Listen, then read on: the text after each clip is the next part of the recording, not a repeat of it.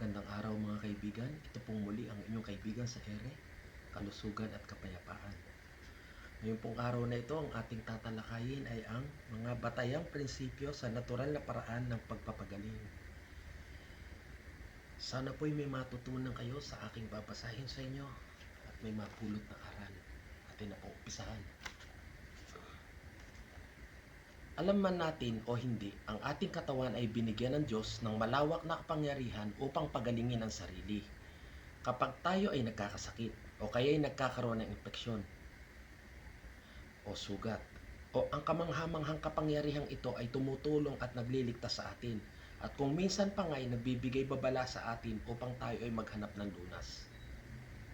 Kapag naiintindihan na natin kung anong uri ng katawan ang ginawa ng Diyos para sa atin at kung anong mga paghahanda ang ginawa ng Diyos para panatilihing malusog at buhay ito, magtataka pa rin tayo kung bakit mayroon pa rin nagkakasakit. Totoo mga kapatid. Ang lahat ng ito ay nauunawaan natin sa salmistang si David na kanyang sabihing, "Papurihan kita, O Diyos, sapagkat ako'y nilalang mong kamangha-mangha." Awit 139:14.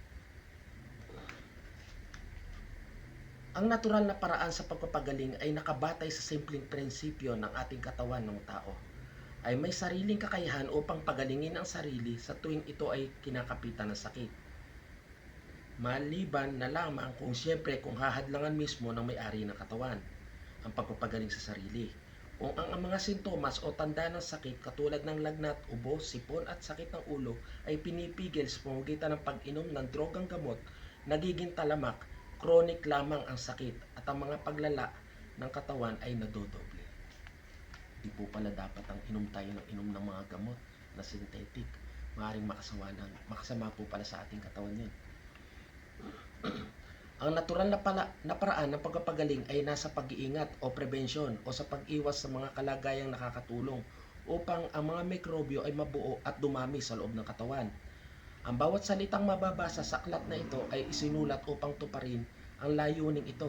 Kapag napag-aralan na ng husto ang aklat na ito, iniisip naman natin ang bawat isa ay magkakaroon ng sapat na kaalaman upang mapanagumpayan ang maraming sakit na sumasalot sa sangkatauhan. Ngayon, sa pamamagitan ng matalinong pagpapatupad ng mga paraang tinuruan sa pag-iwas o sa karamdaman. Ang natural na paraan sa pagpapagaling ay hindi lamang ang malaman kung ano-ano ang mga halamang gamot ang mahusay na gamitin para sa mga ganito o sa ganyang sakit. Sa ibang salita, hindi maaaring gumaling ang anumang sakit ng isang tao kung gamitin pa niya ang pinakamalakas na gamot sa lupa kung hindi naman isinasaayos ang sanhi ng karamdaman at bigyan ito ng pansin.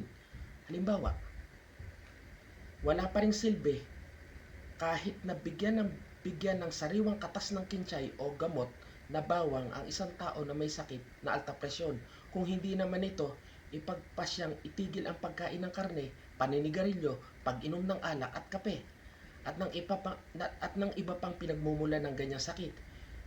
Hindi rin maaring gumaling ang isang batang may hika kahit painumin pa ito ng painumin ng katas ng labanos at sibuyas araw-araw kung ang kanyang hindi nag-iisip ng mga magulang ay patuloy pa rin siyang paiinumin ng gatas ng baka na siyang malakas na pinagkukunan ng plema o sipon. Ang tunay na batayan ng ganap na pagpapagaling ayon kay Jethro Claus ay nakasalalay sa pagpapabalik ng natural na gawi ng buhay kapag ito'y naisagawa na. Maaari nang gumamit ang mga natural na panlunas katulad ng mga halamang gamot, sikat ng araw, hangin, ehersisyo, tubig at iba pa upang lubos na mapanagumpayan ang ating sakit at panumbalikin ang nawaglit na kalusugan ng katawan. Ang mga natural na panlunas, ang mga simple ngunit mabisang lunas na matatagpuan sa kalikasan ay binubuo ng mga halamang gamot, sariwang tubig, sikat ng araw at iba pa. Ang mga ito ay hindi kontra sa mga batas ng natural na umiiral sa ating mga katawan. Kung kaya't lubhang nakakatulong sa pagpapalusog ng katawan at sa pagbubuo ng mayamang resistensya laban sa mga karamdaman, ang mga ito ay may kakayahan ding lipulin at palabasin ang mga nakapinsalang bagay na nakapasok sa ating katawan sa pamamagitan ng mahabang panahon ng maling pagkain at pamumuhay. Kung buong higpit at ganap na ipatutupad ang mga paraang natural sa pagpapagaling at kung matagal-tagal itong ipasusunod, ganap din at matagal ang benepisyong matatamo. Ang natural na pagpapagaling ay hindi lamang binubuo ng pagbibigay lunas sa mga nadaramang tanda o sintomas ng sakit. Samantalang hindi naman binibigyan pansin ang mga sanhi o pinagmulan nito. Ang kirot o hapdi ay paraan lamang ng kalikasan upang sabihin na may isang bagay na hindi wasto sa ating katawan. Kung kaya't kailangan isaayos sa halip na pakinggan ng maraming tao ang mga babalang ganito at hanapin ang dahilan kung bakit tila kinakapitan ng karamdaman, pinatatahimik na lamang nila ang mga babalang ito sa pamamagitan ng pag-inom ng droga, na kung saan ang mga kemikal na sangkap ay hindi naman nila nababatid. Kung may ibang bahagi sa sangkap ng katawan ang humahapdi, ay umaabala sa kanila. Hinahayaan na lamang nilang inaalam kung ano ang pinagmulan ng karamdaman, samantala ang sanhing ito ay lumilitaw naman sa ibang bahagi ng katawan sa pagdating ng ibang araw.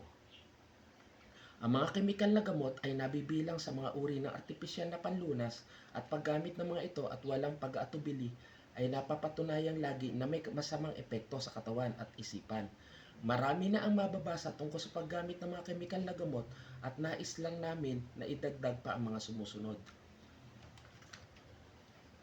Kapag dinapuan ng sakit, maraming mga tao ang hindi naiintindihan at hahanapin ang pinagmulan ng kanilang karamdaman. Ang kanila lamang pinakamalaking alalahanin ay kung papaano alisin ang kirot at iba pang kahirapang nadarama sa makatuwid. Sinisimulan na nila ang pag-inom ng mga kemikal na gamot o kaya mga pagpunta sa mga manggagamot upang humiling na kung ano ang panlunas na naging masamang bunga ng kanilang sariling nagawang pagkakamali, habang wala namang kabalak-balak na ituwid at baguhin ang kanilang paraan ng pagkain at pamumuhay na sadyang nakakapinsala sa kalusugan. Kung hindi ka agad nakakadama ng lunas sa iniinom na gamot, kailangan uminom uli ng iba pang klase at iba pang pagkakamalan nun. Samantala, ang karamdaman ay nagpapatuloy lamang. Sinabi sa aklat na ito na kung tayo ay magpapatuloy lamang sa pag-inom ng gamot para lamang mawala ang ating mga nararamdaman sa ating katawan, ay hindi po pala maganda sa ating katawan. Sapagkat inaalam lang natin kung paano mawala. Sana mawala na itong sakit na ito, pero di naman natin inaalam kung saan ang galing yung ugat na ito o kung saan nagmula ito, kung anong organ ang napinsala na sa loob. Sinabi sa librong ito na ang mga sakit pala ng ating katawan ay pabalita lamang na may nangyayari sa loob ng katawan natin na dapat ipagbigay bahala nung mismo may katawan. Dapat bigyan niya ng pansin saan kaya nagmula itong sakit na ito.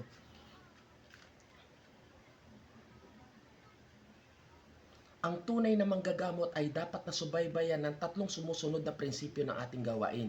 Una, ang paggamit ng pinakakaunting bilang ng lunas, sapagkat kadalasan ang nakapagpapagaling ay hindi nakasalalay sa mga ginagawa ng manggagamot, kundi sa kanyang mga hindi ginagawa. Pangalawa, ang pagturo ng mga wastong paraan ng pagkain, pag-inom at pamumuhay sa kanyang mga pasyente upang hindi na muling dapuan ng mga karamdaman sa hinaharap. Kapag mas marami ang pagtuturong gagawin, kakaunti na lamang ang pagpapagaling na isasagawa. Pangatlo, ang pagpapagaling ng buong pagkatao, katawan, isipan at kaluluwa. Maganda po pala na sa halip tayo ay inom ng gamot o bigyan natin ng pansin para mawala agad ang ating karamdaman. Mas maigi pala unang-una sinasabi ng librong ito. Unang-una, para makaiwas sa sakit, iwasan na muna natin yung mga makapagpapakasakit sa atin katulad sa mga kinakain, sa mga gawain natin araw-araw, mga maling lifestyle. Pangalawa, sa halip na kunwari nakaramdam na tayo ng mga ganong sakit, sa halip na bigyan natin agad ng lunas, alamin natin kung saan nagmula.